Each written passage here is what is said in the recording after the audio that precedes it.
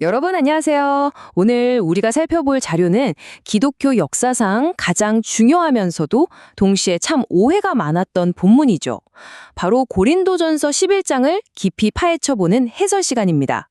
시작하기 전에 한번 상상해 보세요. 여러분이 정말 존경하는 영적 리더한테서 편지를 한 통 받았는데 거기에 당신들 모임은 유익하긴커녕 오히려 진짜 해악이다 이렇게 적혀 있다면 기분이 어떨까요? 와, 진짜 엄청 당혹스럽겠죠. 그런데 오늘 우리가 분석할 자료를 보면 사도 바울이 1세기 고린도 교회 성도들에게 바로 이 뼈 때리는 현실을 직면하게 만들었다는 겁니다. 도대체 교회에서 무슨 일이 있었길래 바울이 이렇게까지 화가 났던 걸까요? 자, 그럼 본격적으로 이 충격적인 선언 속으로 한번 들어가 보겠습니다. 바울의 이 강렬한 실망감이 텍스트 너머로 확 느껴지시나요? 바울은 지금 사소한 실수 몇 개 지적하려고 이러는 게 아닙니다.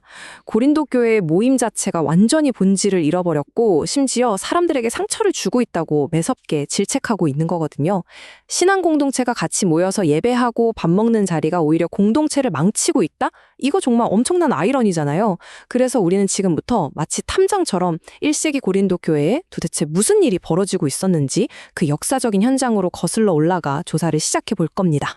자, 그럼 첫 번째 파트, 이른바 범죄 현장인 고린도 교회의 왜곡된 식탁으로 가보겠습니다. 여러분, 머릿속으로 1세기 고린도 교회를 한번 그려보세요. 우리가 흔히 현대교회에서 하는 성찬식을 떠올리면 아주 조그만 빵 조각이나 포도주 한 모금을 엄숙하게 나누는 의식을 생각하잖아요. 근데 초대교회의 성찬은 그런 얌전한 모습이 아니었습니다. 자료에 따르면 당시의 성찬은 애찬이라고 불렸는데요. 성도들이 다 같이 모여서 배불리 먹고 마시는 그야말로 엄청나게 크고 풍성한 공동식사, 즉 포틀럭 파티 같은 거였어요. 그럼 이 애찬이 실제로 어떤 모습이었을까요? 1세기의 평범한 고린도 성도라고 생각해보죠. 하루 종일 힘들게 일하고 성도들이랑 교제하려고 누구네 큰 집으로 막 달려갑니다. 당연히 사랑하고 평등이 넘치는 자리일 거라 기대하겠죠. 하지만 안타깝게도 당시 사회에 아주 짙게 깔려있던 철저한 계급 구조가 이 영적인 식탁을 완전히 망가뜨려 놓고 있었습니다. 문을 딱 열고 들어갔는데 바깥 세상의 그 지독한 차별이 교회 안에 그대로 복붙되어 있었던 거예요. 이 자료가 당시 상황의 극명한 대비를 기가 막히게 보여주는데요. 당시 사회 구조를 보면 부유한 사람들은 아무래도 시간 여유가 좀 있었죠. 그래서 일찍 모임 장소에 도착해서 떡하니 제일 좋은 자리를 차지합니다. 그러고는 자기들이 싸온 비싸고 풍성한 음식들을 먼저 막 먹고 마시는 거예요. 심지어 술에 취해서 뻗어 있는 사람들까지 있었으니까요. 반면에 하루 종일 고된 육체 노동을 하거나 노예 생활을 하던 가난한 성도들은 해가 지고 일이 다 끝나야만 간신히 도착할 수 있었습니다. 온몸이 땀범벅이 돼서 굶주린 채로 늦게 도착해보니 어땠을까요? 남은 음식이 없는 겁니다. 같은 교회 공간 안에 있는데도 이들은 그저 깊은 소외감과 수치심을 뼈저리게 느껴야만 했던 거죠. 이런 참담한 꼴을 전해들은 바울이 얼마나 기가 막혔겠습니까? 그래서 아주 단호하게 선을 긋습니다. 그건 주님의 만찬을 먹는 게 아니다. 이 말은 너희가 빵을 떼고 포도주를 마셨을지라도 그건 완전 가짜라는 겁니다. 왜냐고요? 주님의 식탁은 원래 세상의 온갖 차별과 잘난 척을 다 허물고 우리는 모두 그리스도 안에서 하나입니다. 이걸 확인하는 자리잖아요. 근데 고린도 교회는 밖에서 벌어지는 부자와 가난한 자, 귀족과 노예의 그 끔찍한 차별을 식탁 위에서 똑같이 재현하고 있었던 겁니다. 이건 그냥 밥상머리 예절이 부족했던 수준이 아니에요. 교회를 하나로 묶어주는 성찬의 근본적인 목적을 아주 철저하게 박살낸 엄청난 사건이었습니다. 그럼 이 엉망진창이 된 식탁을 도대체 어떻게 수습해야 할까요?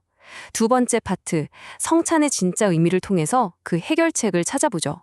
바울은 여기서 시공간을 넘나들면서 성찬이 얼마나 놀라운 은혜인지 설명합니다.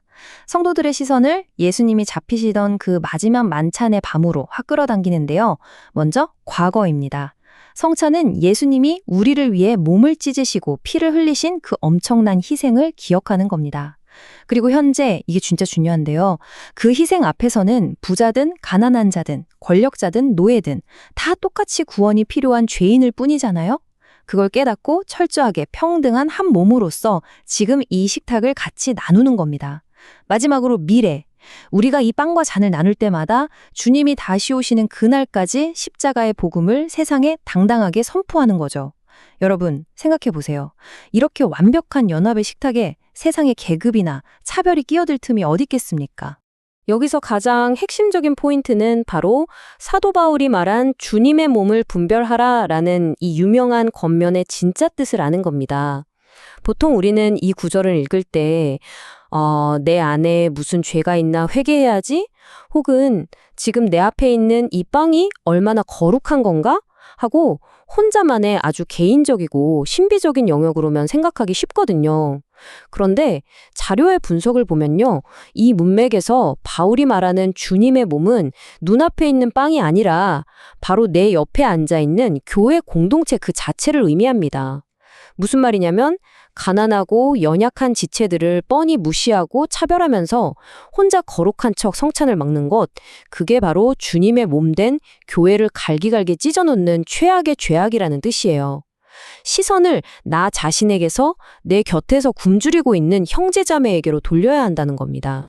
결국 오늘 해설의 클라이맥스는 이겁니다. 성찬은 프로스트 2000년 전의 사건을 기억하고 끝나는 죽은 의식이 아니에요.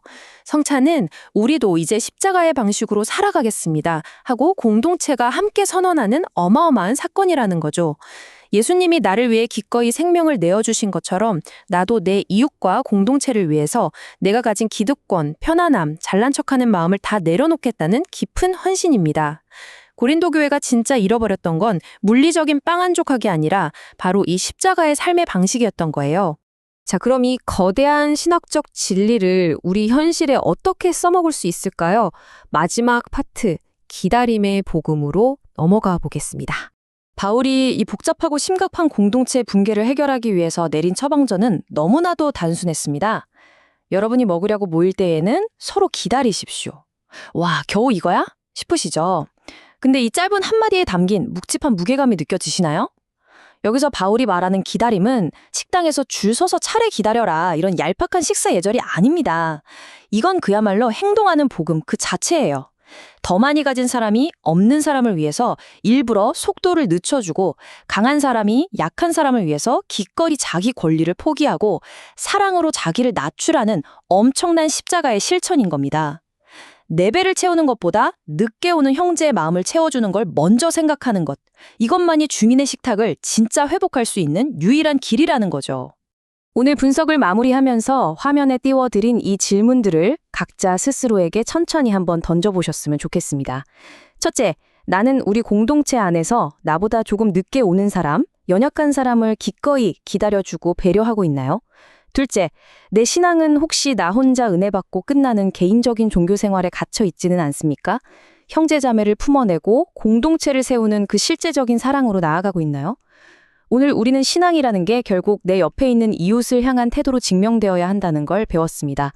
여러분의 삶의 현장에서 기꺼이 다른 사람을 위해 기다려주고 나누어주는 분들이 되기를 바랍니다. 세상의 그 지긋지긋한 차별을 부수고 십자가의 사랑으로 하나 되는 참된 공동체의 식탁. 오늘 여러분의 삶에서는 누구를 위해 그 자리를 비워두시겠습니까?